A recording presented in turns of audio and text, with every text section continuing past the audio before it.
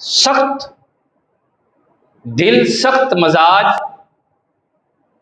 یہ اسلام کو مطلوب بھی نہیں ہے۔ صحیح بخاری کے اندر 2 روایتیں ہیں، ایک عبادت گزار عورت جس کی عبادت کی لوگ مثالیں دیتے تھے کہ فلاں عورت بڑی عبادت گزار ہے یار، اس کے بارے میں آقا کریم علیہ الصلوۃ والسلام نے ارشاد فرمایا اس نے ایک بلی کو گھر میں رکھا اور اسے قید کر ڈالا، اسے کھولا نہیں ہے کہ باہر نکل کر کیڑے مکوڑے کھا لیتی، کوئی چیز کھا کر گزارا کر لیتی، اسے کھولا ہی نہیں، قید میں رکھا یہاں تک کہ وہ مر گئی۔ اللہ کے سونے محبوب فرماتے ہیں اتنی عبادت کے باوجود بھی اللہ نے اسے جہنم میں ڈال دیا۔ فرمایا دوسری وہ عورت جو فاحشہ بدکار عورت، اچھی عورت نہیں، توجہ ہے نا آپ کی، اچھی عورت نہیں، فاحشہ کی بات کر رہا ہوں، بدکار عورت کی۔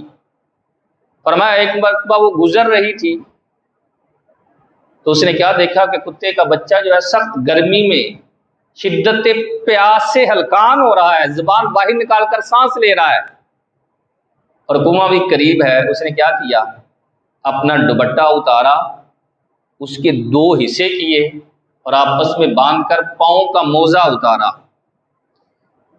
اور دوپٹے کے ساتھ موزے کو باندھ کر کنویں میں لٹکا کر اس سے پانی نکالا اور پانی نکال کر اس کتے کے منہ میں انڈیلا۔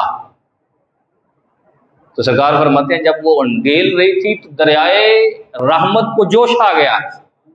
فرمایا فرشتوں دیکھ رہے ہو میری بندی مخلوق کے ساتھ کیا کر رہی ہے؟ مولا وہ اس پر ترس کھا رہی ہے، اسے پانی پلا رہی ہے۔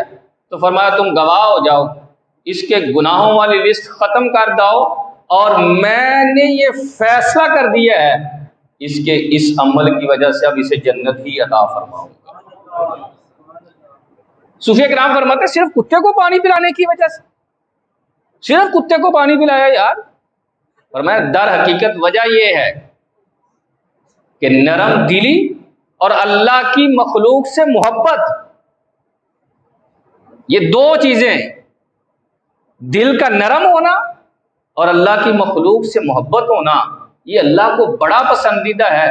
جس میں یہ 2 وصف پائے جاتے ہیں اللہ اسے اپنے پسندیدہ بندوں میں شامل فرما لیتا ہے۔